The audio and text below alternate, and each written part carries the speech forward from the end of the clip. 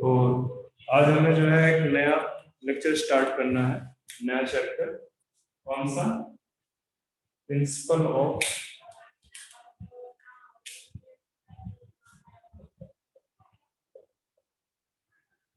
Inheritance and variation. ये genetics का आपके पहला चैप्टर है, ठीक है। मेरी आवाज आ रही है ना आपको क्लियरली?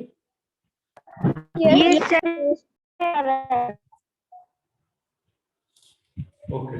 तो इस चैप्टर में सबसे पहले हमें ना कुछ बेसिक टर्मिनोलॉजी की जरूरत है।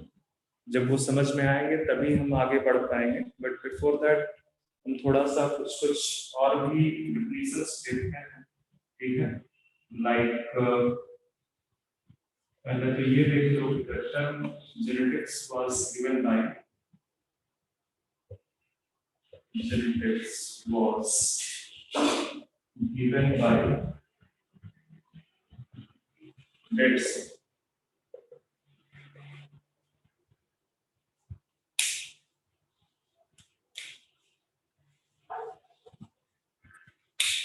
फादर ऑफ जेनेटिक्स आपको बताइए, फादर ऑफ जेनेटिक्स कौन है?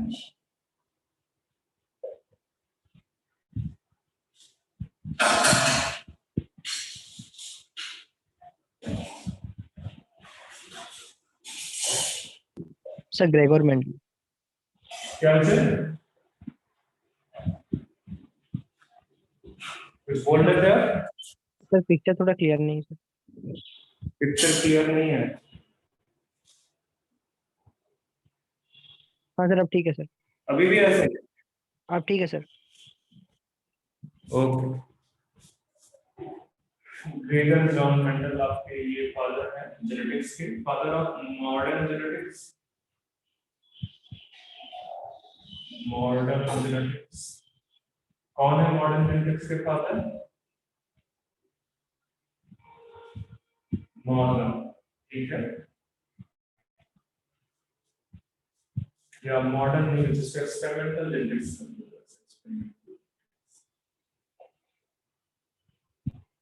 Experimental genetics.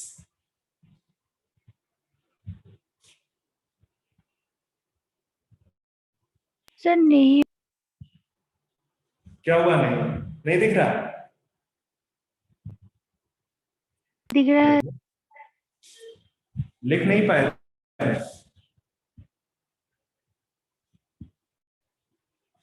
कुछ बोलोगे बच्चे, मुझे ऐसे कैसे समझ में आएगा अगर एक बार बोल के बंद बंद कर दोगे? हाँ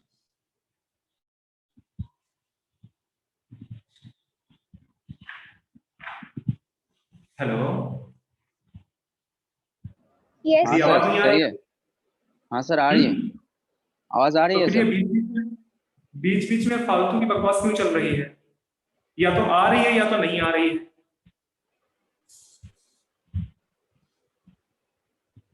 अगर मैं इतना धीमे लिखने के बावजूद भी अगर आप अपने मेरे साथ लिख नहीं पा रहे हो तो ये भी वो है क्या? लैग है क्या बीच बीच में?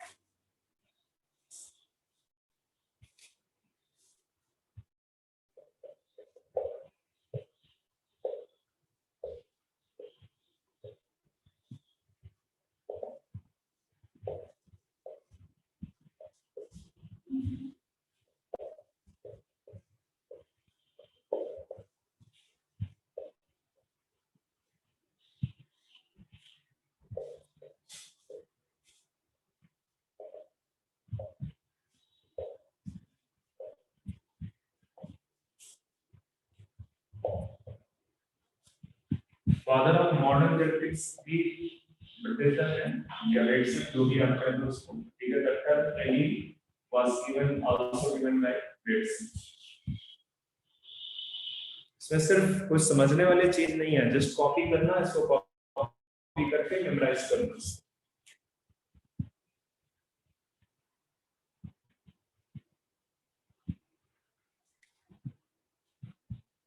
कॉपी हो गया है? Yes sir. ठीक है, तो आते हैं ये जो जेनेटिक्स है बेसिकली, ठीक है, जेनेटिक्स के अंदर आपको दो चीजें मिलेंगी, या आप ये बोल सकते हो कि जेनेटिक्स की जो स्टडी है उसमें बेसिकली हम दो चीजों को स्टडी करते हैं, ठीक है। कौन कौन से हैं वो?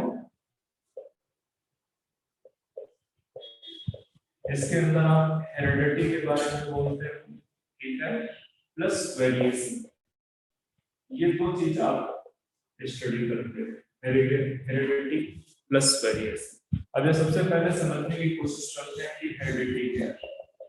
तो बेसिकली जो कैरेक्टर्स हमारे पेरेंट्स से हमारे अंदर आए हैं, या ये बोलो कि एक जनरेशन से दूसरे जनरेशन पे जो कैरेक्टर का ट्रांसफर है उसी को हम क्या बोलते हैं?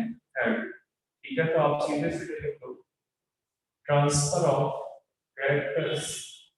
कैरेक्टर्स क्या है? लाइक हमारे जो है जो फिजिकल अपीयरेंस, हमारी हाइट है, हमारे हेयर का कलर है, हमारा जो है क्या कहते हैं आईज का कलर है, ठीक है, ये जो डिफरेंट कैरेक्टर्स है, मैं इन्हीं के कैरेक्टर ट्रांसफर की बात कर रहा हूँ। तो जो ट्रांसफर ऑफ कैरेक्टर्स है from parents to offsprings,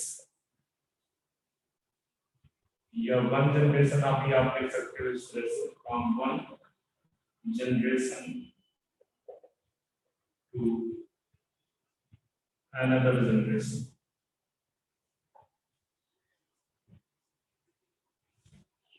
is known as heredity.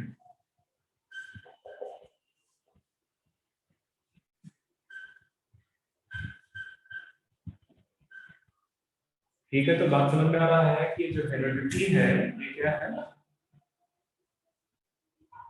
जो कैरेक्टर्स है हमारे पेरेंट्स से हमारे अंदर, या एक जनरेशन से दूसरे जनरेशन पे जो कैरेक्टर का ट्रांसफर है उसी को आप बोल रहे हो हेरिडिटी।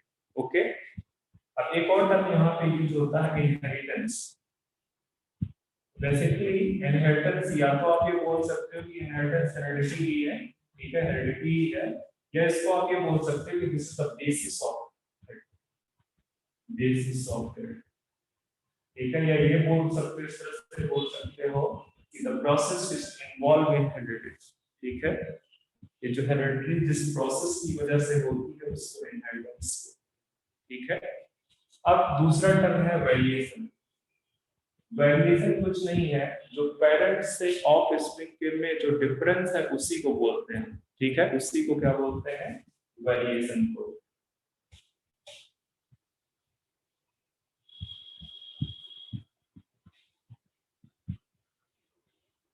यहाँ पे डिफाइन करता हूँ वेरिएशन को, the degree of difference, degree of difference between parents and offspring, parents and offspring और parents के बीच में जो डिफरेंस आपको दिखाई देता है, that difference is known as variation, ठीक है। तो आपको अब ये समझ में आ रहा होगा कि ये जो जेनेटिक्स है, जेनेटिक्स से हम दो चीजों की स्टडी करते हैं, एक हम हेरिडिटी के बारे में, मतलब जो कैरेक्टर्स है बेसिकली ट्रांसफर हो रहे हैं एक जनरेशन से दूसरे जनरेशन में, और उन कैरेक्टर्स में जो थोड़ा सा डिफरेंस भी जो है आ रहा है, ठीक है, जब एक जनरेशन से दूसरे जनरेशन पे कैरेक्टर्स ट्रांसफर होते हैं तो कुछ डिफरेंस आता है इन कैरेक्टर्स पे, ठीक है, उन सबको हम स्टडी करते हैं इसके अंदर जेनेटिक्स के, ठीक है, उन सबको हम जो है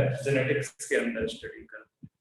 अब आगे चलते हैं, इस चैप्टर में कुछ बेसिक टर्मिनोलॉजी है, अगर वो आपको नहीं समझ में आएगी तो चैप्टर नहीं समझ में आएगा, तो इसलिए हम वन बाय वन करके टर्मिनोलॉजी को समझने की कोशिश करते हैं।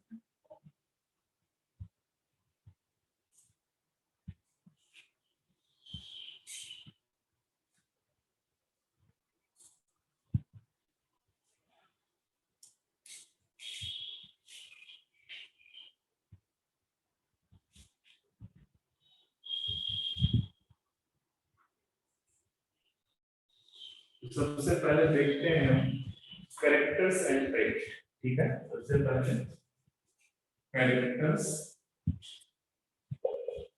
एंड ट्रेट, इन दोनों टर्म्स को हम समझते हैं क्या है, ठीक है। तो जो फिजिकल अपीयरेंस है हमारा, ठीक है, हम बाहर से कैसे दिखाई दे रहे हैं, ठीक है, वो बेसिकली उसमें से कुछ कैरेक्टर्स हैं। अगर हम हाइट की बात करते हैं, ठीक है, तो हाइट एक कैरेक्टर है, ठीक है, फिजिकल अपीयरेंस में हाइट एक कैरेक्टर है, ठीक है। और उस कैरेक्टर के जो वेरिएंट्स, मतलब हाइट जो है मतलब कोई पर्सन टॉल भी हो सकता है, कोई पर्सन जो है क्या कहते हैं ड्वार्फ भी हो सकता है।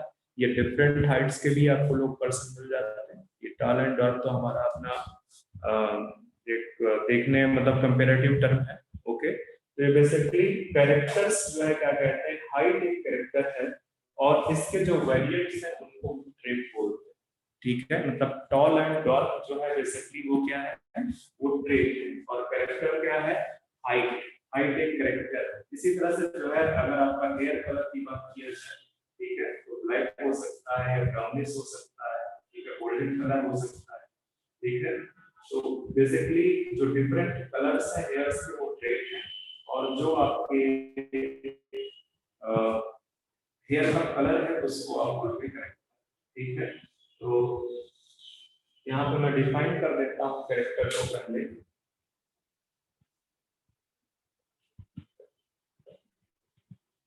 मॉर्फोलॉजिकल और फिजियोलॉजिकल एक्सप्रेशन।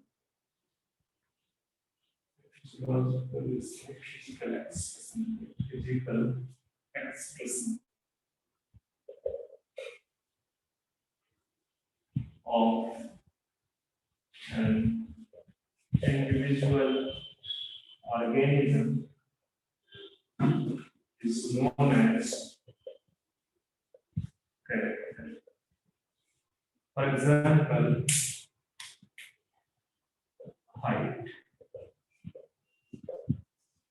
हाइट जो है क्या कहते हैं, एक कैरेक्टर हो गया। या जैसे अगर मैं पी प्लांट की बात करूं, अभी आपको पी प्लांट में ही स्टडी करना है, तो आप ये बोल सकते हो कि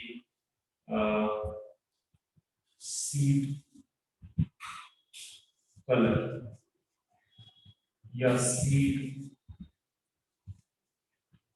सेड, ये सब क्या है, ये सब के सब कैरेक्टर्स, ठीक है, ये सब के सब कैरेक्टर्स। अब अगर हम ट्रेट की बात करें तो ये जो है क्या कहते हैं, यहाँ पे जो डिफरेंट वेरिएंट्स देखने को मिलेंगे वो बेसिकली, ठीक है, आप ये बोल सकते हो जो वेरिएंट्स है कैरेक्टर्स, ठीक है, उन्हीं को हम क्या बोलते हैं, उन्हीं को ट्रेट बोलते हैं, ठीक है, उन्हीं को हम ट्रेट बोलते हैं। तो ये अगर आपने कॉपी कर लिया हो तो इरेज कर दो इसको। Yes sir sir. इरेज कर दीजिए। यस। ट्रेट क्या है, different variants या different form of a character is known as trait, ठीक है। different variants or form of character is known as trait। उसको हम trait, ये कंफ्यूज मत होना ट्रेट। जैसे यहाँ पे मैं हाइट का एग्जांपल ले लूं, तो हाइट तो आपका क्या है, ये कैरेक्टर है, हाइट आपका कैरेक्टर है, और इसमें से फिर हाइट या तो टॉल होगा या ड्वार्फ होगा, ठीक है। तो ये दोनों के दोनों क्या, ये दोनों के दोनों आपके ट्रेट है, मतलब जो डिफरेंट फॉर्म या वेरिएंट्स हैं कैरेक्टर के, उन्हीं को हम क्या बोलते हैं, ट्रेट। जैसे अभी मैं आपको एग्जांपल दूंगा, बताऊंगा पी प्लांट में, तो पी प्लांट की जो है क्या कहते हैं हाइट का, तो सपोज कर लो मैंने ये ले लिया, मैं ले लेता हूं जो है यहाँ पे फ्लावर कलर, फ्लावर कलर, ठीक है। तो फ्लावर कलर में आप देखोगे दो टाइप के कलर देखने को मिलेंगे, एक वायलेट कलर देखने को मिलेगा, एक व्हाइट कलर। तो ये वायलेट एंड व्हाइट क्या है, डिफरेंट फॉर्म है कलर के, ठीक है।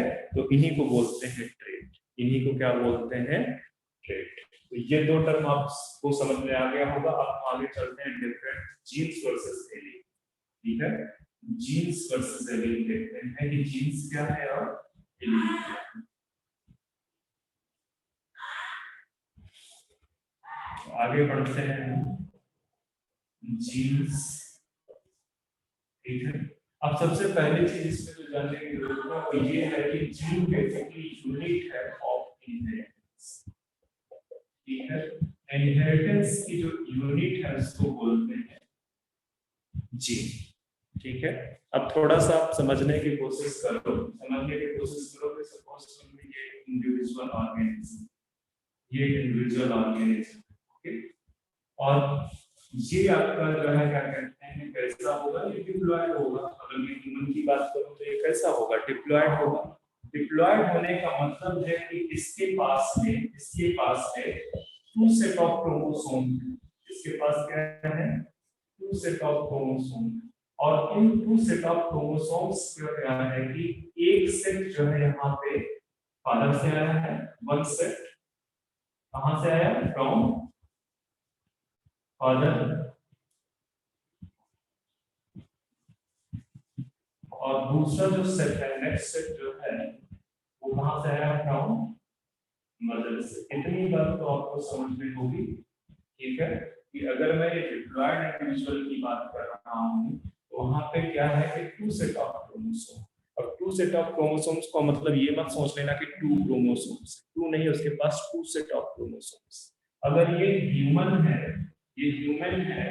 तो एक टू सेट में कितने क्रोमोसोम्स होंगे, 46 क्रोमोसोम्स, या इसी को इसीलिए हम बोल देते हैं 23 पेयर, 23 पेयर, मतलब कि ये जो वन सेट में कितना आएगा, 23 क्रोमोसोम्स, यहाँ पे भी वन सेट में कितना आएगा, 23 क्रोमोसोम्स। ठीक है, 23 क्रोमोसोम्स। मैं क्रोमोसोम्स की स्टोरी क्यों बता रहा हूँ, क्योंकि मुझे जीन्स वर्सेस एलील एक्सप्लेन करना है। ठीक है, जीन्स वर्सेस, अभी आपको ये भी समझ में आना चाहिए कि एक्चुअली जीन्स, इतनी बात आपको समझ में आ रही है कि जो टू सेट ऑफ क्रोमोसोम्स है उसमें से एक सेट जो है फादर से आ रहा है और नेक्स्ट सेट जो है मदर से आ रहा है। ठीक है, ह्यूमन का एग्जांपल ले रहे हो तो उसके पास में टोटल 46 क्रोमोसोम्स है, जिसके टू सेट अगर देखोगे तो 23 पेयर बनेंगे, जिसमें से एक सेट 23 का वो फादर से आता है, दूसरा सेट जो है क्या कहते हैं कहां से आता है, मदर से। अब नेक्स्ट चीज देखो आप,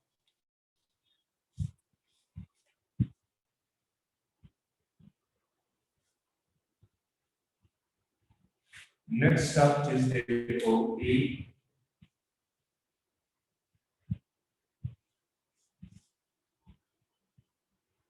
ये सेल है उसी ह्यूमन की सेल। ठीक है, कौन सी सेल है ये, सोमैटिक सेल। दो टाइप की बॉडी में सेल पाई जाती है, बॉडी में दो टाइप की सेल्स पाई जाती है, एक सोमैटिक सेल होती है जिससे आपका पूरा बॉडी बना हुआ है, दूसरी जर्म सेल होती है जो कि बेसिकली गैमीट फॉर्म करती है। ठीक है, गैमीट सेल, और तो गैमीट सेल आपकी हैप्लॉइड होती है और सोमैटिक सेल आपकी डिप्लॉइड। ठीक है, गैमीट सेल आपकी हैप्लॉइड होती है।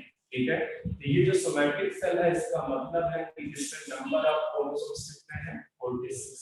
46 का मतलब है कि इसके जो है 23 बेसिकली मेल पेरेंट्स से आए हैं और 23 बेसिकली किससे आए हैं, फीमेल पेरेंट्स से। ठीक है, अगर मैं यहाँ पे ये जो सारा का सारा इसके अंदर का जो डीएनए है, ठीक है, वो डीएनए किस फॉर्म में प्रेजेंट है, या तो बोलोगे कि वो क्रोमैटिन के फॉर्म में प्रेजेंट है या क्रोमोसोम्स के फॉर्म में। ठीक है, क्रोमैटिन के फॉर्म में प्रेजेंट। हेलो, यस आपको आवाज आ रही है? हाँ सर। ठीक है, तो या तो ये क्रोमैटिन के फॉर्म में डिपेंड करता है कि किस स्टेज पे है, डिवीजन चल रहा होता है, किस स्टेज पे है उस पे डिपेंड करेगा। अगर वो डिवीजन फेज में है, मतलब प्रोफेज, मेटाफेज, एनाफेज, टेलोफेज वाले स्टेज में है तो आपके क्रोमोसोम्स के फॉर्म में होंगे, अदरवाइज वो क्रोमैटिन थ्रेड के फॉर्म में। ठीक है, और आपको ये भी पता है कि जो क्रोमैटिन है क्रोमोसोम से किससे बना हुआ है, डीएनए से बना हुआ। ठीक है, और डीएनए जो है क्या कहते हैं, क्या है, एक थ्रेड लाइक स्ट्रक्चर। ठीक है, तो अगर मैं सपोज कर लूं कि यहाँ पे 23 क्रोमोसोम्स है, मतलब वहां पे 23 इस तरह से डीएनए, एक सेट में 23 डीएनए, दूसरे सेट में भी इस तरह से 23 डीएनए। ठीक है, और इन डीएनए में डिफरेंट जीन्स पाई जाती हैं। इन डीएनए में क्या पाई जाती हैं? Different genes. ये बात समझ में आ रही है जो मैं समझाने की कोशिश कर रहा हूँ? Yes, sir. ये डिफरेंट जीन्स यहाँ पे आपको ठीक है। बट ये जो मैं सेट बना रहा हूँ जो कि आपको पता है कि ये मेल से आया हुआ है और ये फीमेल पेरेंट से आया, ठीक है। तो इन दो ये जो सेट है क्रोमोसोम्स का, चाहे ये उठा लो चाहे ये उठा लो चाहे ये उठा लो, इनको बोलते हैं होमोलॉगस। अब अगर आपने सेल डिवीजन पढ़ा है, मियोसिस पढ़ा है, तो मैंने पिछले दिन रिवीजन भी करवाया है, तो आपको ये समझ में आएगा कि होमोलॉगस क्रोमोसोम्स क्या, और नहीं समझ में आएगा तो आप जाके पढ़ो, ठीक है। होमोलॉगस क्रोमोसोम्स जो डिफरेंट पेरेंट से सिमिलर टाइप के जो क्रोमोसोम्स होते हैं, ठीक है, जिनके जीन्स का अरेंजमेंट सेम होता है, होमोलॉगस उनको क्या बोलते हैं? Homologous chromosomes. मतलब अगर मैं जीन्स इस तरह से बना दूं A B C D, इसी तरह से सिमिलर अरेंजमेंट आपको मिलेगा, थोड़ा बहुत वेरिएशन के साथ हो सकता है ऐसा ही हो या हो सकता है क्या कहते हैं, ठीक है। तो ये सिमिलर अरेंजमेंट ऑफ जीन, मतलब A जीन यहाँ पे भी है, A जीन यहाँ पे, B जीन यहाँ पे भी है, B जीन यहाँ, ठीक है, C जीन यहाँ पे भी है, C जीन यहाँ पे। वेरिएशन कहाँ पे देखेगा? इस वाले को। यहाँ पे मैंने एक तरफ b लिखा है, एक तरफ स्मॉल b। एक्चुअली ये जो स्मॉल b है तो b जीन, बट इसमें कहीं थोड़ा सा चेंज आ गया है, इस जीन में थोड़ा सा चेंज आ गया है, तो आपको जो है उसमें थोड़ा सा डिफरेंस तो आएगा, क्योंकि सीक्वेंस में डीएनए के सीक्वेंस में चेंज आया है, तो उसको हमने बोल दिया ये इस तरह का b, ठीक है, थोड़ा सा। तो ये जो b एंड b आपस में है, ये एक ही जीन के क्या वेरिएंट्स, एक ही जीन्स के क्या है वेरिएंट्स, और इन्हीं वेरिएंट्स ऑफ जीन को आप क्या बोलते हो? एलील बोलते हैं। बात समझ में आ रही है मैं क्या समझाना चाह रहा हूं? नहीं समझ में आ Yes, रहा? yes, ठीक है, तो आपको ये समझ में आना चाहिए कि बेसिकली जो होमोलॉगस क्रोमोसोम्स हैं, ये होमोलॉगस क्रोमोसोम्स में, ठीक है, जो अरेंजमेंट है जीन्स का वो क्या होगा? होमोलॉगस क्रोमोसोम्स में लिखा चुका हूं पहले भी, मैं दोबारा से बता रहा हूं, यहाँ पे जो अरेंजमेंट है जीन्स का, अरेंजमेंट्स ऑफ जीन्स वो क्या है? सेम है या similar, similar arrangement of genes, similar arrangement of genes, ठीक है, तभी उनको होमोलॉगस क्रोमोसोम्स बोलते हैं। बस डिफरेंस क्या हुआ कि एक पेरेंट्स में है, दूसरा दूसरे पेरेंट्स से है, ठीक है, एक पेरेंट्स से आया, दूसरा दूसरे, पर जो अरेंजमेंट आपको जीन्स का मिलेगा वो बिल्कुल बेसिकली क्या है? वो सेम, ठीक है, वो सेम है। तो इतनी जो स्टोरी आपको मैंने बताई है, हम वापस से कहां पे आते हैं? वापस से हम जीन्स पे आते हैं। मैंने एक चीज जीन्स के बारे में बताई कि जीन्स बेसिकली क्या है? जो क्रोमैटिन मटेरियल है, क्रोमैटिन मटेरियल डीएनए का बना हुआ है। डीएनए बेसिकली एक थ्रेड टाइप स्ट्रक्चर है, किसका बना हुआ है? पॉलीन्यूक्लियोटाइड। ये सारी चीजें मैं पहले एक्सप्लेन कर चुका हूं। ये किसका बना हुआ है? पॉलीन्यूक्लियोटाइड, ठीक है। ये जो पॉलीन्यूक्लियोटाइड है, ओके, ये पॉलीन्यूक्लियोटाइड के अंदर, जैसे मैं बोलूं जीन क्या है? बेसिकली एक पॉलीन्यूक्लियोटाइड न्यूक्लियोटाइड है, पर पॉलीन्यूक्लियोटाइड का पर्टिकुलर वो होगा, साइज होगा। जैसे मैं बोल दूं कि एक जीन ए है और इसका जो साइज है वो है 400 बेस पेयर, इसका साइज क्या है? 400 बेस पेयर। तो बेसिकली अपना एक लोकेशन होगा जहां तक 400 बेस पेयर इसके अंदर प्रेजेंट। अब इन बेस पेयर में क्या होगा? इस तरह से यहाँ पे जैसे A T G C T A G C T, इस तरह से आपको जो है 400 बेस पेयर, वो पर्टिकुलर सीक्वेंस होगा 400 बेस पेयर को, जिसको आप क्या बोल रहे हो? जीन। और ये जीन बेसिकली हो सकता है कि कोई प्रोटीन बना रही हो सकता है ना बना रही हो, ठीक है। और अगर प्रोटीन जो है क्या कहते हैं, जीन प्रोटीन बना रही है, तो ये जो प्रोटीन है ये बेसिकली क्या है? जीन का फिजिकल एक्सप्रेशन। और ये प्रोटीन बेसिकली एक कैरेक्टर को जो है क्या कहते हैं? एक्सप्रेस करेगी। ये जीन जो है, जीन का जो फिजिकल एक्सप्रेशन है वो किस फॉर्म में एक्सप्रेस होगा? प्रोटीन। और चूंकि प्रोटीन एक्सप्रेस हो रही है तो हमारे अंदर वो मॉर्फोलॉजिकल फीचर दिखेगा, हमारे अंदर वो मॉर्फोलॉजिकल फीचर दिखेगा। तो ये आपको समझ में आना चाहिए कि जो है क्या बोल रहा हूँ कि जो क्रोमैटिन है, जो एक बहुत लंबा सा थ्रेड लाइन स्ट्रक्चर है, जो किसका बना हुआ है, न्यूक्लियोटाइड को, ढेर सारे न्यूक्लियोटाइड से, ठीक है। उसी क्या कहते हैं, जैसे कि उसी के अंदर एक पर्टिकुलर सीक्वेंस ऑफ न्यूक्लियोटाइड है, एक particular sequence of nucleotide, polynucleotide बोल सकते हो, ठीक है। उसी को हम जीन बोलते हैं, उसी को हम जीन बोल रहे हैं। जीन क्या कोड करती है, प्रोटीन को कोड करती है। प्रोटीन बेसिकली मॉर्फोलॉजिकल फीचर में नजर आता है, प्रोटीन के फॉर्म में जीन्स क्या करती है, एक्सप्रेस करती है। ये बात अगर ना समझ में आ रही हो तो दोबारा मैं बता सकता हूँ। कोई डाउट हो मुझे पता है टफ है चीज, ठीक है। तो अगर नहीं समझ में आ रही है आप अपने दिमाग को 2 मिनट के लिए स्थिर करो, हर एक स्टेप को आप देखो वहां पे मैं क्या बता रहा हूँ, फिर उससे जो है बताओ कि ये चीज आपको समझ में आ रही है या नहीं आ रही।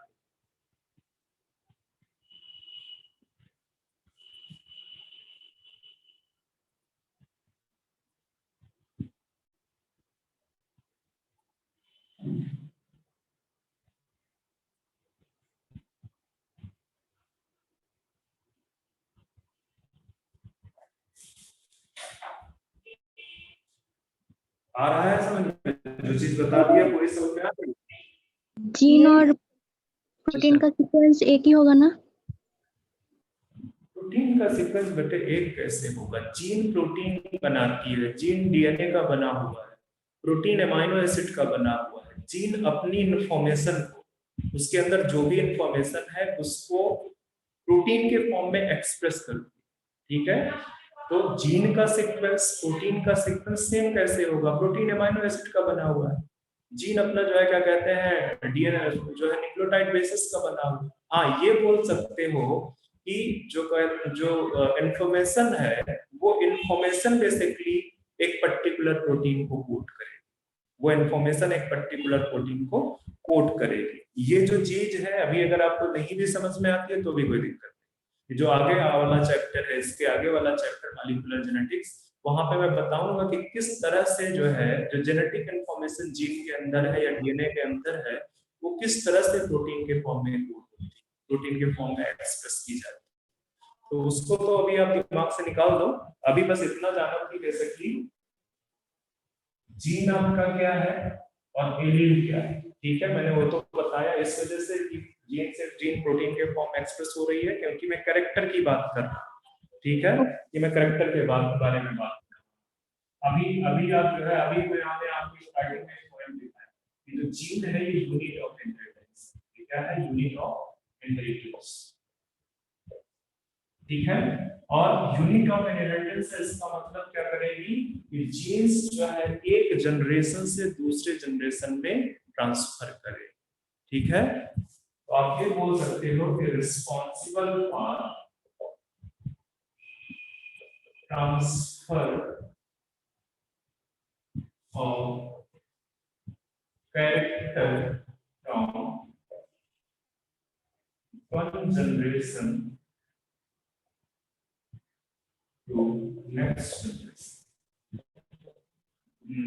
generation, एक जनरेशन से दूसरे जनरेशन में जो है क्या कहते हैं कैरेक्टर्स को ट्रांसफर करने के लिए रिस्पॉन्सिबल कौन है, जीन रिस्पॉन्सिबल, ठीक है। देखो यहाँ पे क्या, ठीक है, transfer of character from one generation to the next generation. बात समझ में आ रही है? यस। अच्छा एक और पॉइंट जीन के रिस्पेक्ट में आप देखो, ये जो जीन्स है basically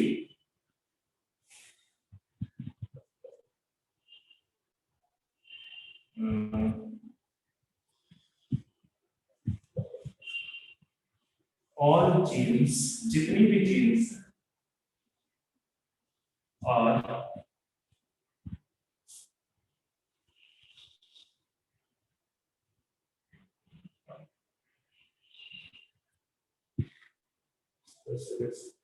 all genes are DNA, but all DNA are not genes, not genes। ये बात समझ में आ रही है?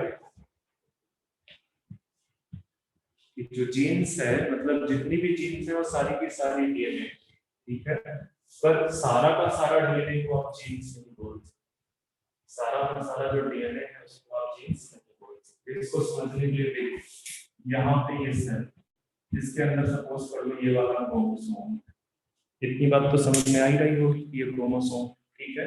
इस क्रोमोसोम्स में क्या बना हुआ है, किससे बना हुआ है, ये बना हुआ है आपका डीएनए, ठीक है, डीएनए। तो जितने भी इसके अंदर न्यूक्लियोटाइड्स हैं, जितने भी न्यूक्लियोटाइड्स हैं, वो जरूरी नहीं है कि वो सारे के सारे कोई भी बनाते ही, जरूरी नहीं है। सपोज करो ये वाला जो पोजीशन है यहाँ पे सपोज ए जीन, ये वाला जो पोजीशन है यहाँ पे सपोज कर लो बी जीन, ठीक है, ठीक है, बात समझ में आ रही है। ये वाला जो पोजीशन है सपोज कर लो वहां पे ए जीन, ये दूसरी पोजीशन डी जीन, बट ये जो बीच का पोजीशन आपको दिख रहा है यहाँ पे कोई चीज नहीं, ये है तो डीएनए, ये है तो डीएनए ही, बट ये किसी जीन को कोड कर नहीं कर रहा, ठीक है, not encode any jeans,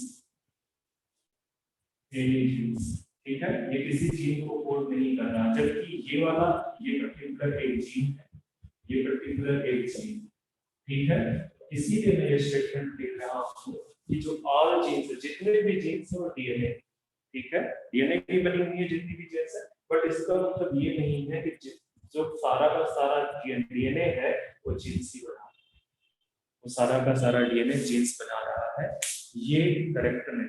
तो इस चीज को आप ध्यान में रखना, ठीक है, कि कोई भी क्रोमोसोम्स है जिसके अंदर ढेर सारा डीएनए जो है पैक किया हुआ है, उसमें ढेर सारी जीन्स प्रेजेंट है, बट बहुत सारा ऐसा भी डीएनए है जो कि कोई जीन नहीं बना रहा, कोई जीन नहीं बना रहा है, खाली पड़ा, ठीक है, तो ध्यान में रखना। एक और चीज देखते हैं,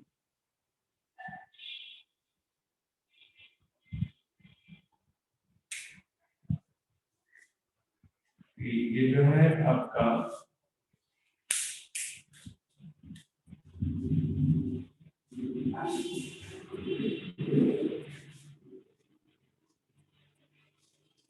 ये सपोज कर लो एक क्रोमोसोम, इस क्रोमोसोम्स में इस तरह से मैं जीन्स बना रहा हूँ, ठीक है, ये जीन्स के मैं नाम दे रहा हूँ A B C D, ठीक है। तो जहां पे जीन्स प्रेजेंट है इसको बोलते हैं लोकस, ठीक है, जहां पे जीन्स क्रोमोसोम्स में प्रेजेंट है, ठीक है, उसको क्या बोलते हैं, लोकस। तो लोकस क्या बताता है कि लोकेशन ऑफ जीन, ये क्या बताता है कि जीन कहां पे सिचुएटेड है इन क्रोमोसोम्स, ठीक है, location of gene in chromosome, chromosomes में जीन की लोकेशन कहां पे है वो कौन बताता है, लोकस। अच्छा, लोकस ये सिंगुलर वर्ड, अगर हम कई सारे उसकी बात करेंगे तो उसको बोलते हैं लोकाई, लोकाई क्या है, प्लूरल वर्ड, ठीक है, प्लूरल वर्ड, बात समझ में आ गई है, ठीक है। यहाँ पर लोकस मतलब किसी भी क्रोमोसोम्स के अंदर जिस पॉइंट पे, जिस जगह पे जीन प्रेजेंट होती है उसको क्या बोलते हैं, लोकस बोलते हैं, उसको क्या बोलते हैं, लोकस बोलते हैं। मैं फिर से एक चीज बता रहा हूं कि अगर ये जीन्स प्रेजेंट है, अगर ये जीन्स प्रेजेंट है तो ये अपना क्या बनाएगी, एमआरएनए बनाएगी, ये एमआरएनए कोई प्रोटीन बनाएगी, और ये प्रोटीन बेसिकली क्या है, ये प्रोटीन है फिजिकल एक्सप्रेशन ऑफ, प्रोटीन क्या है, फिजिकल एक्सप्रेशन ऑफ, ठीक है, प्रोटीन आपका क्या है, फिजिकल एक्सप्रेशन ऑफ जीन है। चीज ध्यान दो, जितनी भी जीन्स है, ये जितनी भी जीन्स है आपकी, ये जो है क्या कहते हैं, अगर एक्सप्रेस करेंगे तो पहले क्या बनाएगी, एमआरएनए बनाएगी। इतना आपने मॉलिक्यूलर बायोलॉजी ऑलरेडी 12th में पढ़ा, जीन्स ये एमआरएनए बनाएगी जिसको ट्रांसलेशन प्रोसीजर बोलते हैं, फिर एमआरएनए से प्रोटीन बनाएगा, सॉरी ट्रांसक्रिप्शन बोलते हैं, फिर यहाँ पे ट्रांसलेशन से प्रोटीन बनाएगा। Protein physical expression of gene, मतलब कि प्रोटीन ही रिस्पांसिबल है किस चीज के लिए, किस चीज के लिए रिस्पांसिबल है, कैरेक्टर के लिए। प्रोटीन किस चीज के लिए रिस्पांसिबल है, कैरेक्टर के, ठीक है। मतलब कि जीन जो है, जिस चीज की हम बात कर रहे हैं, जीन और कैरेक्टर में क्या रिलेशन है, जीन और कैरेक्टर में क्या रिलेशन है,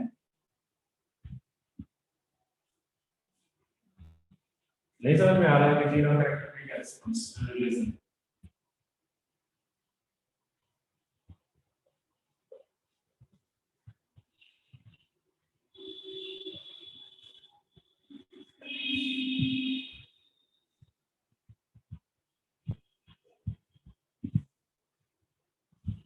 जीन एक्सप्रेशन फॉर्म, ये प्रोटीन ही तो कैरेक्टर को बना रहा है, प्रोटीन ही तो कैरेक्टर को बना रहा है।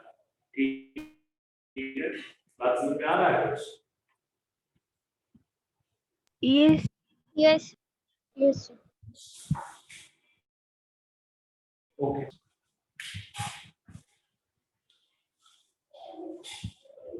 तो अब आगे बढ़ते हैं एलियंस। मैं बहुत पहले एक दिन मैंने एक लेक्चर में आपको बताया कि एलियंस क्या है, डिफरेंट वेरिएंट्स या different forms of the gene. ये जीन के जो डिफरेंट फॉर्म होते हैं उसको हम क्या बोलते हैं, एलियंस बोलते हैं। इतनी बात समझ में आ रही है यार कि एक जीन के, अच्छा ये नहीं समझ में आ रहा तो फिर से आना को समझाने की कोशिश।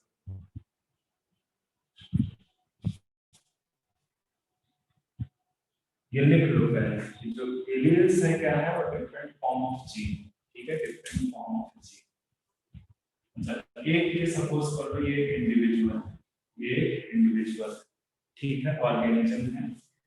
इसमें जो है अपना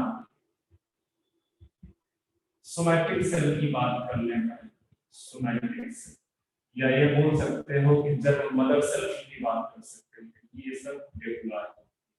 इसमें 2n set of chromosomes present होंगे, मतलब डिप्लॉयड होगा। सोमैटिक सेल है जो डिप्लॉयड, ठीक है। डिप्लॉयड होने का मतलब है कि उसके अपने होमोलॉगस क्रोमोसोम्स प्रेजेंट, ठीक है, होमोलॉगस क्रोमोसोम्स प्रेजेंट होंगे। इस तरह से बेसिकली होमोलॉगस, ठीक है। यहाँ पे जो जीन्स का अरेंजमेंट है क्या होगा, बताओ मुझे, जीन्स का अरेंजमेंट क्या होगा?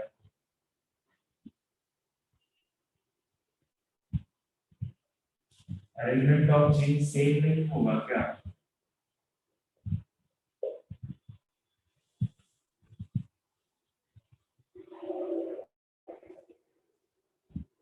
और समझ नहीं आ रही मुझे लग रहा है, क्योंकि जिस तरह से आपका रिस्पॉन्स है वो मुझे दिख रहा है। आ रहा है सर। ठीक है, तो ये जो ए एंड ए है ये बेसिकली क्या है, ये एलील, ठीक है। अब देखो ये एलील बने कैसे, ये एलील बने कैसे, मैं आपको फिर से क्लियर कर दूं कि एलील जीन ही है, एलील जीन ही है, ठीक है। बट होगा क्या कि जब आप ना उसको पेयर में देखोगे, जब उसको पेयर में देखोगे या एक से अधिक जीन के डिफरेंट फॉर्म, जैसे मैं बोल रहा हूं कि एक जीन जो वाइल्ड टाइप था, जो स्टार्टिंग में जीन था, जब ऑर्गेनिज्म का एवोल्यूशन हुआ तो उसके दौरान जो जीन बना था सबसे पहला जीन, ठीक है। इसके बाद धीरे धीरे करके टाइम बीता, एवोल्यूशन में इसमें कई सारे म्यूटेशन हुए और इसके ढेर सारे वेरिएंट्स क्रिएट हुए, इसके ढेर सारे इस तरह से वेरिएंट्स क्रिएट। तो अब ये जो है, अब ये आपस में मिलते इस वाले वाइल्ड टाइप को, ठीक है, ये आपस में ये और इसको भी इंक्लूड करते हैं, ये सब आपस में क्या कहलाएंगे, ये सब आपस में क्या कहलाएंगे, एलील।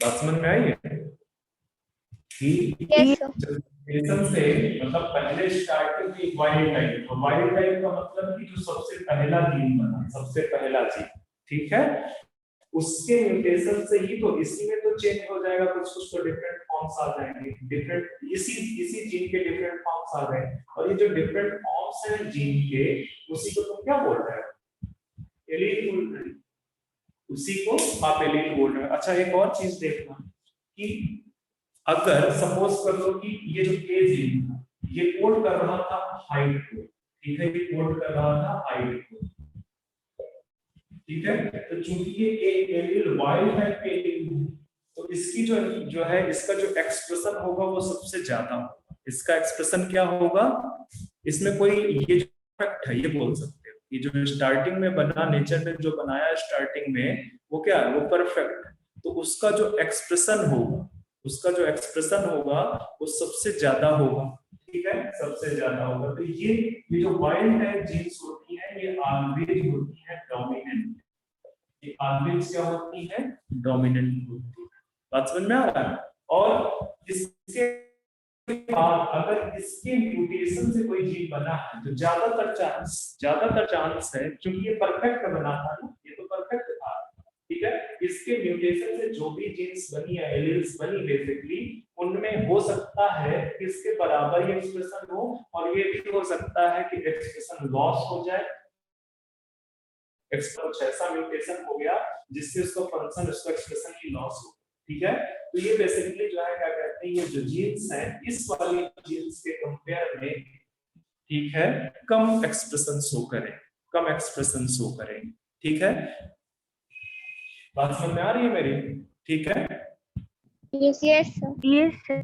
ये बेसिकली जो एलियंस हैं इनकी जो एक्सप्रेशन कैपेबिलिटी है वो बेसिकली वाइल्ड टाइप जीन्स के कंपेयर में क्या होगी, कम होगी, वाइल्ड टाइप जीन्स के कंपेयर में कम होगी। इसी वजह से अगर मैं जैसे ह्यूमन हाइट का एग्जांपल ले लूं, ठीक है, तो मैं आपको बता रहा हूं कि जो ह्यूमन हाइट है वो एक मल्टीपल एलिलिज्म का केस, बोल लो, या आप और अच्छे से बोलना चाहो तो आप ये बोलो उसको कि वो पॉलीजेनिक इनहेरिटेंस का केस, बट अभी पॉलीजेनिक इनहेरिटेंस को आप साइड रखो, अभी जस्ट करके बोलो कि एक जो हाइट का कैरेक्टर्स को बहुत सारी जो है एलियंस क्या कर रही हैं, उसके लिए बहुत सारी एलियंस प्रेजेंट है। तो आप देखते हो कि कई सारे इंडिविजुअल्स की हाइट बहुत ज्यादा होती है, एक ही घर में देख लो तो डिफरेंट हाइट के इंडिविजुअल्स मिलते हैं, वो डिफरेंट हाइट के इंडिविजुअल्स एक ही घर में क्यों मिल रहे हैं, क्योंकि उनके अंदर ये जो जीन के वेरिएंट्स हैं जिनको एलील बोल रहे हो वो डिफरेंट है, जो एलील है वो उनके अंदर डिफरेंट है, ठीक है। उनकी वजह से जो उनकी हाइट में वेरिएशन आपको देखने को मिल रहा है, उनकी हाइट में वेरिएशन क्यों देखने को मिल रहा है, क्योंकि उनके एलील्स में वेरिएशन, और एलील्स क्या है, डिफरेंट वेरिएंट्स है, डिफरेंट फॉर्म है जीन के, ठीक है। तो आपको कुछ समझ में आ रहा है कि जीन आपका कोड कर रहा है क्या, जीन आपका कोड कर रहा है कैरेक्टर को, ठीक है, कैरेक्टर को, और इस जीन के जो डिफरेंट वेरिएंट्स हैं जिनको आप एलील बोल रहे हैं, ठीक है, ये इस कैरेक्टर में, अगर मैं हाइट की बात करूं तो टाल ड्वार्ल, ठीक है, वो किसकी वजह से है, उस एलील की वजह से, उसका टॉलनेस, ड्वार्फनेस उस एलील की वजह से। तो इसी वजह से जीन बेसिकली किसको कैरेक्टराइज करता है, कैरेक्टर को, ठीक है, जीन किसके लिए रिस्पॉन्सिबल है, कैरेक्टर्स के लिए, और एलील्स किसके लिए रिस्पॉन्सिबल है, ट्रेट्स के लिए। वो जो डिफरेंट फॉर्म ऑफ कैरेक्टर्स है जिनको आप ट्रेट बोल रहे हो वो कौन डिसाइड कर रहा है, उनको एलील्स डिसाइड कर रहे हैं। बात समझ में आ रही है? यस। अब अगर कभी क्वेश्चन आए कि ट्रेट जो है बेसिकली ट्रेट के लिए कौन रिस्पॉन्सिबल है, तो ट्रेट के लिए एलील रिस्पॉन्सिबल, और कैरेक्टर के लिए कौन रिस्पॉन्सिबल है, कैरेक्टर के लिए, मतलब कि वाइल्ड टाइप का जो है जो एक्सप्रेशन है बेसिकली वाइल्ड टाइप जीन्स में किस तरह का म्यूटेशन आया, किस तरह की जो है वाइल्ड टाइप जीन किस तरह के एलील के साथ में कंबाइन कर रही है, ठीक है, वो बेसिकली डिसाइड करेगा कि वो जो ट्रेट्स है कैरेक्टर का वो किस तरह का है, कैरेक्टर का जो ट्रेट है वो किस तरह का आएगा, वो कौन डिसाइड करेगा, एलील डिसाइड करेगा, ओके। तो एलील में बस आप इतना जानो कि जो डिफरेंट फॉर्म ऑफ जीन्स है, डिफरेंट वेरिएंट्स ऑफ जीन है, उन्हीं को क्या बोलते हैं, हम एलील बोलते हैं, ठीक है। तो अब एक मिनट सोच के देखो कोई प्रॉब्लम समझ में आ रही है जितने तक मैंने आपको एक्सप्लेन किए हैं?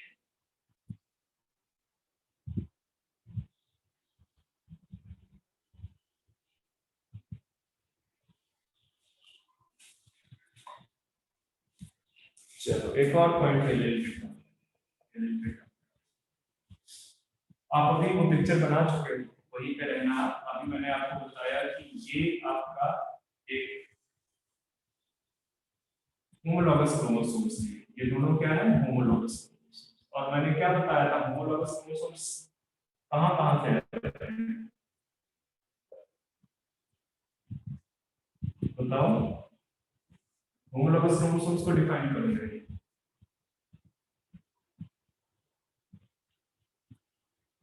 Sir, one chromosome is for मतलब each chromosome is for one is female और एक मेल से similar type के।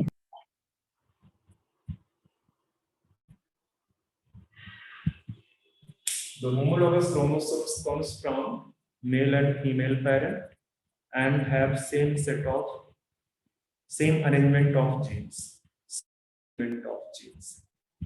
ठीक है, मतलब इनका अगर आप मॉर्फोलॉजी क्रोमोसोम्स की मॉर्फोलॉजी स्टडी करोगे तो मॉर्फोलॉजी कैसी होगी इन क्रोमोसोम्स की?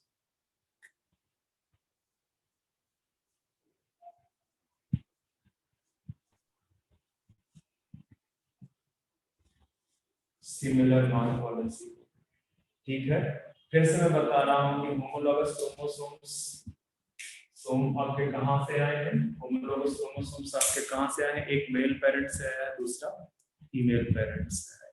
ठीक है, मैं फिर से यहाँ पे बना दे रहा हूँ कि यहाँ पे जो अरेंजमेंट है जीन्स का, ठीक है, वो क्या होगा? Similar arrangements. Similar arrangement. यहाँ पे अगर मैं इस तरह से ए लिखूं, यहाँ ए लिखूं इस तरह से, ठीक है, इधर बी बी। अच्छा, ये जरूरी नहीं है कि मैं यहाँ पे कैपिटल बी लिख रहा हूँ तो यहाँ पे स्मॉल बी लिखूं। ठीक है, वो आपका जो है क्या कहते हैं, कैपिटल बी भी हो सकता है, कैपिटल बी स्मॉल भी हो सकता है, स्मॉल बी स्मॉल भी हो सकता है। ये तो एलील्स है, ये तो एलील्स। अभी जो मैं मेंडल का जो सेकेंड लॉ है, ठीक है, क्या लॉ ऑफ इंडिपेंडेंट असार्टमेंट, वो आपको जब पढ़ाऊंगा तब आपको समझ में आएगा कि वो बेसिकली जो फैक्टर्स हैं, वो फैक्टर्स क्या हैं, एक दूसरे से इंडिपेंडेंट है, वो किसी के साथ भी असॉर्टमेंट कर सकते हैं, तो किसी के साथ भी जा सकते हैं। ठीक है, तो यहाँ पे बेसिकली जो मेंडल के फैक्टर्स थे वो क्या थे? वो जीन थे। ठीक है, और जो डिफरेंट वेरिएंट्स हैं, ठीक है, वो एलिलिक पेयर में भी आपको समझाता हूँ, अभी आपको मैं समझाता हूँ। ठीक है, तो ये आप देखो कि यहाँ पे जो जीन्स का अरेंजमेंट है, इस तरह से जो जीन्स का अरेंजमेंट है,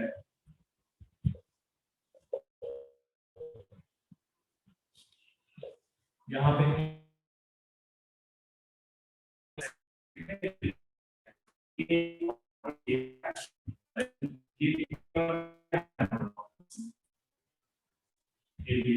ये बी एंड बी आपस में क्या, बी एंड बी आपस में क्या, या एफ एंड एफ आपस में क्या,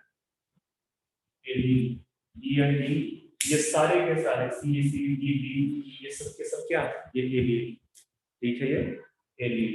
ओके, तो एलील में आपको क्या कुछ यूनिकनेस दिखाई दे रहा है? इस पिक्चर में कुछ दिखाई दे रहा है?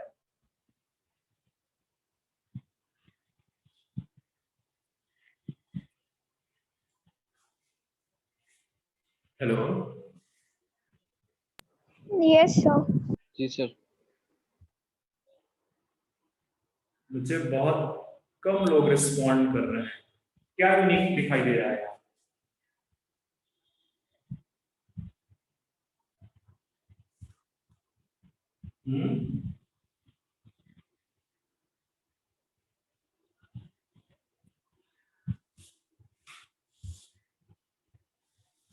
सर वो क्वेश्चन समझ में नहीं आ रहा है। चलो, मैंने अभी एलील को क्या डिफाइन करवाया? Alleles are different variants of different variants of different form of genes. अब उसके आगे एक और चीज का ध्यान देना है कि डिफरेंट वेरिएंट्स ऑफ जीन है। ठीक है, यहाँ पे अगर मैं बोल दूं कि ये डिफरेंट फॉर्म या डिफरेंट वेरिएंट्स ऑफ जीन, ये सही है, बट इसको और कंप्लीट किया जा सकता है, इसको, इस डेफिनेशन को और कंप्लीट किया जा सकता है। कैसे कंप्लीट कर सकते हो?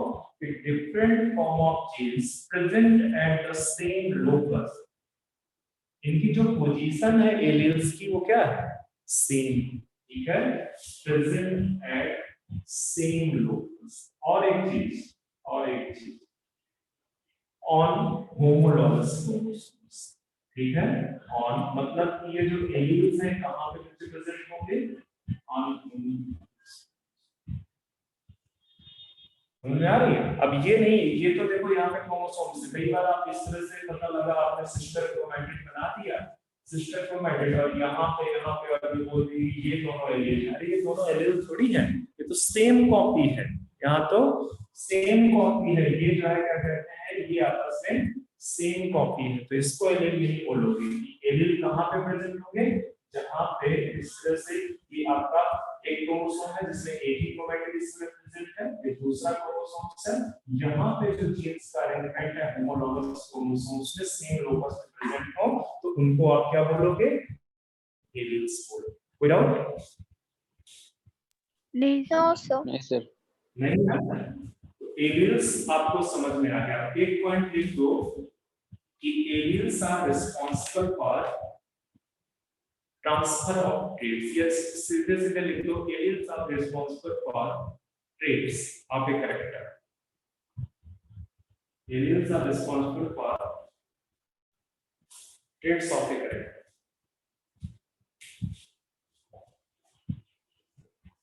Alleles are responsible for traits of a character। मतलब कि कैरेक्टर के अंदर जो ट्रेट्स बन रहे हैं, जो डिफरेंट फॉर्म ऑफ कैरेक्टर हैं, उनके लिए वो बेसिकली उनको कौन डिफाइन कर रहा है? एलील्स, उनको एलील्स कर।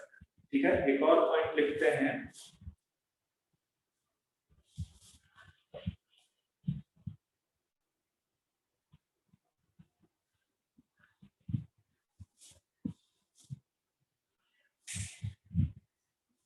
ये जो है एलील्स इन एन इंडिविजुअल, एक इंडिविजुअल में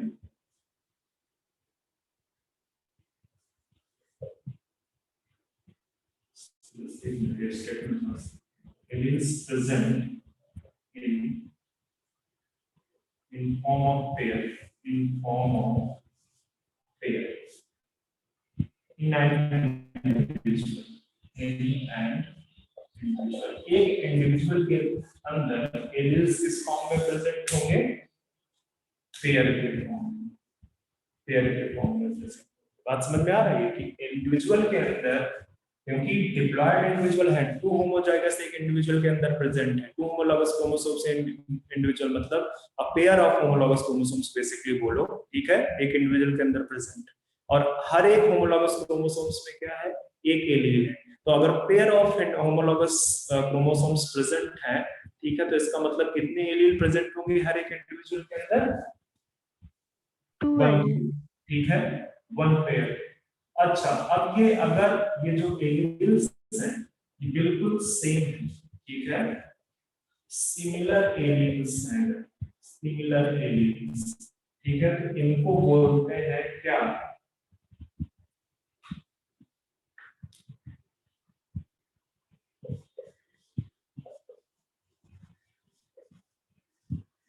होमोजाइगस।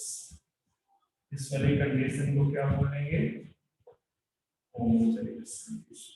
और अगर different allele present, different form of allele, ठीक है, डिफरेंट फॉर्म, तो उसको क्या बोलोगे आप? Heterozygous condition. ठीक है, हेटेरोजाइगस कंडीशन। एक और चीज देखो, एक और चीज कि एलील्स बेसिकली 2 टाइप्स की होती है। एलील्स प्रेजेंट के जो है पेयर के फॉर्म में प्रेजेंट है, ठीक है, एलील्स आपकी 2 टाइप की, एलील्स आपकी 2 टाइप्स की, ठीक है। एक एलील को बोलते हैं डोमिनेंट एलील, और दूसरे को बोलते हैं रिसेसिव एलील। दूसरे को क्या बोलते हैं? Recessive allele. बात समझ में आई? अब मतलब 2 टाइप की एलील है, ये समझ में आ रहा हो। एक एलील को डोमिनेंट बोल रहे हैं, दूसरे को रिसेसिव। किस बेस पे आप डोमिनेंट एंड रिसेसिव बोलोगे? ये नीचे का साथ आपने किया होगा।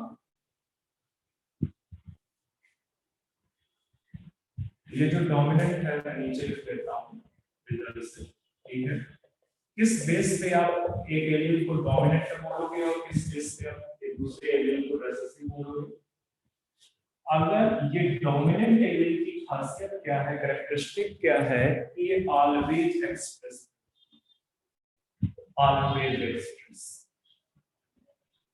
मतलब ऑलवेज एक्सप्रेस करे, ठीक है। चाहे वो ये होमोजाइगस कंडीशन में प्रेजेंट हो चाहे हेटेरोजाइगस कंडीशन में, ठीक है। whether it present in homozygous or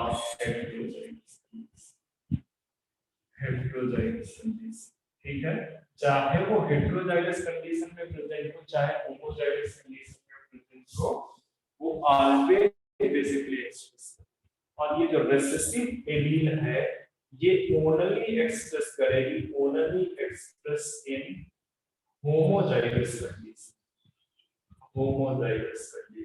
ये सिर्फ आपके तभी एक्सप्रेस करेगी जब जो एलील्स प्रेजेंट है इंडिविजुअल्स के अंदर। मैं बोल रहा हूँ ये सपोज एक इंडिविजुअल है जिसकी तुम एक सेल ले रहे हो, इस सेल के अंदर आपका 2 सेट ऑफ क्रोमोसोम्स जो प्रेजेंट है, इसकी जो एलील्स है उन एलीलिक, ये जो एलील्स प्रेजेंट है ये एलीलिक पेयर है, ठीक है। ये एलीलिक पेयर है और इसी एलीलिक पेयर की मैं बात कर रहा हूँ। इसी एलीलिक पेयर में बेसिकली 2 एलील होंगी, एक डोमिनेंट होगी एक रिसेसिव। इस एलीलिक पेयर के अंदर 2 एलील होंगी, एक डोमिनेंट होगी एक रिसेसिव होगी। तो डोमिनेंट ऑलवेज एक्सप्रेस करेगी और रिसेसिव बेसिकली आपकी सिर्फ होमोजाइगस कंडीशन में। रिसेसिव बेसिकली कब एक्सप्रेस करेगी? Homozygous condition. कोई डाउट है क्या? No sir. No, sir. चलो एक और चीज देखो आप, इसी डोमिनेंट और रिसेसिव के लिए एक और चीज देखो आप। तो एलील्स आपको कितने टाइप के देखने को मिलेंगे? 2 टाइप के, ठीक है। एक 2 टाइप के और मिलेंगे बट वो आगे बात करेंगे। अभी बस ये मान के चलो कि हमारे पास 2 टाइप के। अच्छा, ये जो डोमिनेंट एलील है इस तरह से डोमिनेंट एंड रिसेसिव, ये डोमिनेंट एलील, ओके। तो जो डोमिनेंट एलील है और रिसेसिव एलील, इनका जो रिप्रेजेंटेशन है उस रिप्रेजेंटेशन को देखना।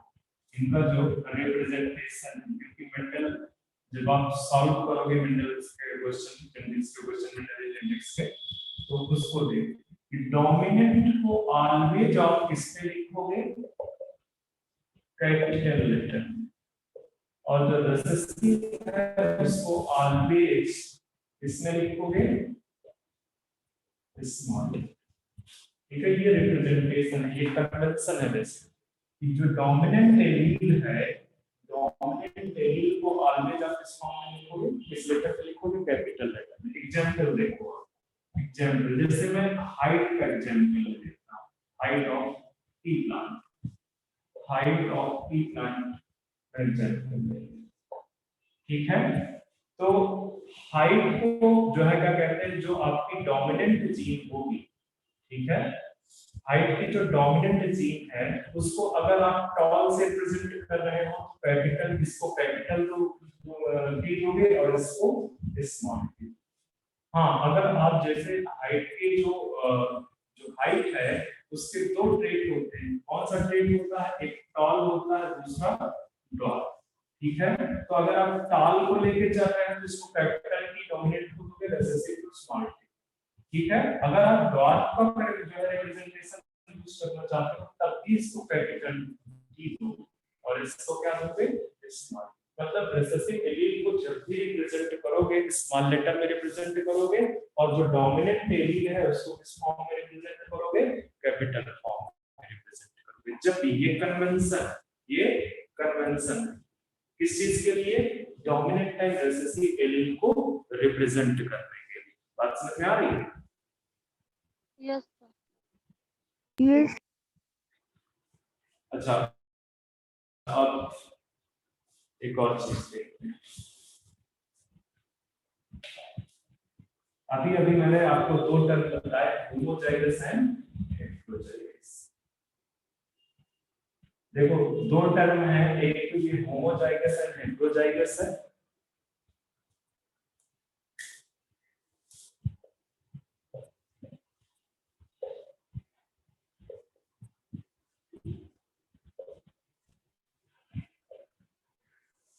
और है एक टर्म होमोगैमेटिक वर्सेस हेटेरोगैमेटिक।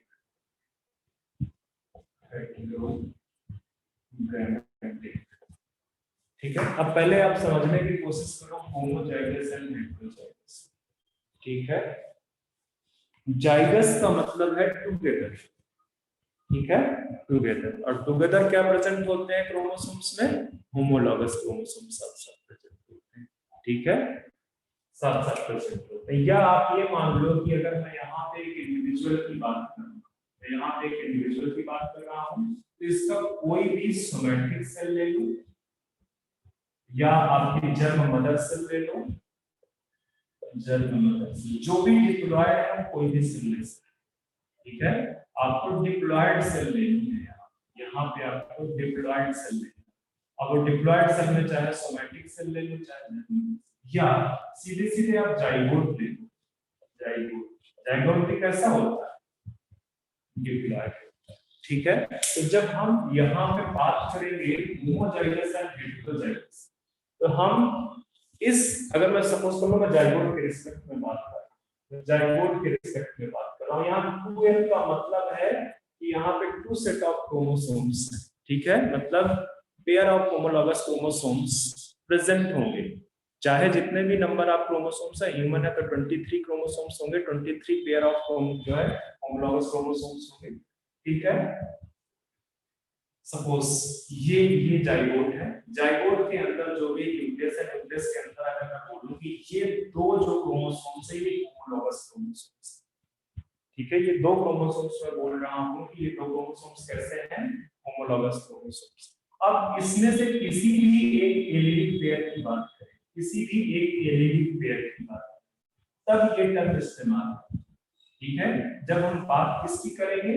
किसी भी एक allelic pair of zygote cell या कोई भी सोमैटिक सेल या जर्म मदर सेल, ठीक है, तब बात होगी जब एलिलिक पेयर की बात करेंगे। तो ये दोनों टर्म आएंगे, होमोजाइगस एंड हेटेरोजाइगस, ठीक है। एलिलिक पेयर अगर सेम है, एलिलिक पेयर अगर सेम है, सेम टाइप के एलील पाए जा रहे हैं, तो उस कंडीशन को आप क्या बोलते हो? होमोजाइगस। और अगर एलिलिक पेयर डिफरेंट, तो उस कंडीशन को आप क्या बोलते हो?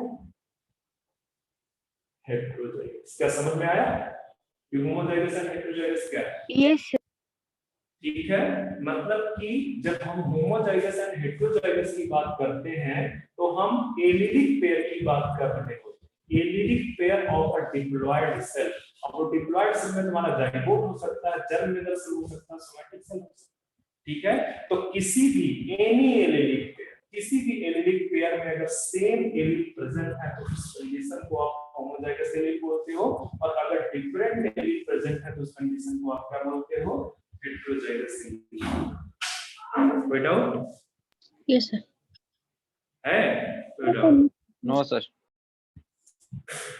ओके, तो ये दो टर्म मैंने आपको होमोजाइगस एंड हेटेरोजाइगस समझाया। अब ये दूसरा टर्म एक और देखो, होमोगैमेटिक एंड हेटेरोगैमेटिक। ये आप ह्यूमन का एग्जांपल इंग्लिश में ले लेते हैं तो आपको ज्यादा समझ में आएगा। अच्छा लिख लिए हो ना जो मैंने लिखा दिया यहाँ? नहीं लिखा? लिख लिया है सर। अब होमोगैमेटिक एंड हेटेरोगैमेटिक, देखो यहाँ पे गैमीट पे कंसंट्रेट, ठीक है। गैमीट मतलब कि अगर सेम टाइप के gamete, same type of gametes, तो आप इसको क्या बोलोगे? होमोगैमेटिक। और अगर डिफरेंट गैमीट है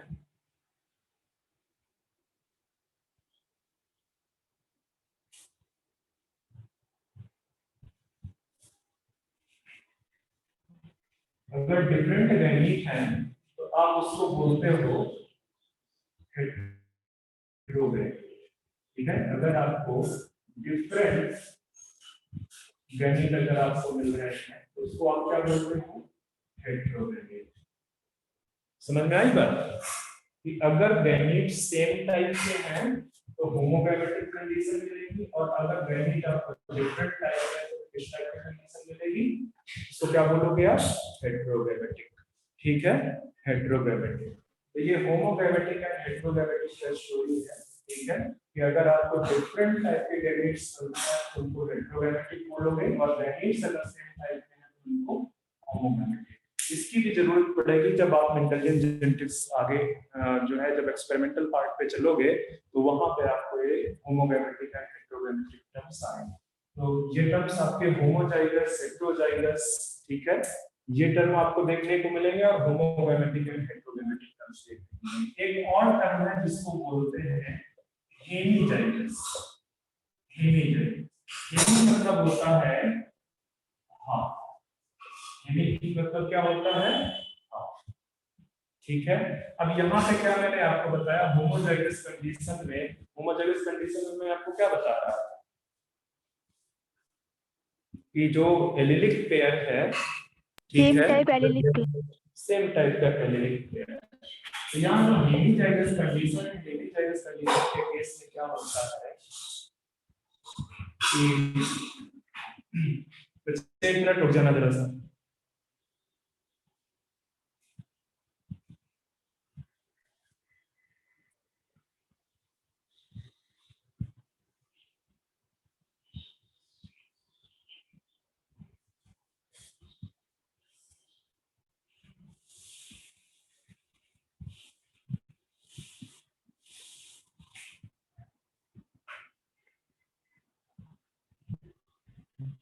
चलो, ये जो हेमीजाइगस कंडीशन है, हेमीजाइगस कंडीशन में जो, जैसे इस तरह से मैं आपको बता रहा हूं कि ये एक होमोलॉगस क्रोमोसोम्स है, ये दूसरा होमोलॉगस क्रोमोसोम्स है। ठीक है, अगर इनका एलिलिक पेयर इस तरह से प्रेजेंट है, इनका एलिलिक पेयर इस तरह से प्रेजेंट है, तो ठीक है, ये आपका एलिलिक पेयर अगर सेम है तो इस कंडीशन को आप बोल दोगे होमोजाइगस कंडीशन, और अगर जो है क्या कहते हैं डिफरेंट है तो इसको बोल दोगे हेटेरोजाइगस। ठीक है, हेटेरोजाइगस। पर कहीं ऐसा हो कि ये कंडीशन में मैंने इधर सपोज करो ये क्रोमोसोम्स मैंने ले लिया, इसको मैं वैसे ही बना लेता हूं,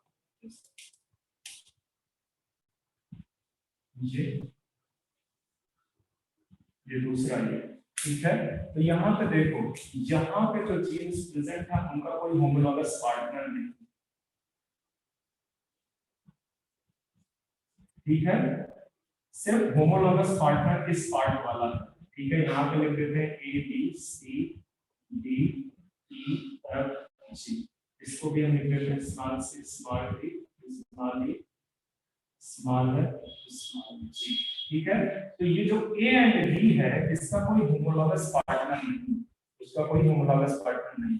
तो ये वाले जो एलील्स होंगे इनको हम क्या बोलेंगे? इस कंडीशन में है ये हेमीजाइगस कंडीशन। किस कंडीशन में है? हेमीजाइगस। और समझ में आ रही है? Yes sir. तो आज के लिए बस इतना ही, नेक्स्ट लेक्चर पे आगे बात करेंगे।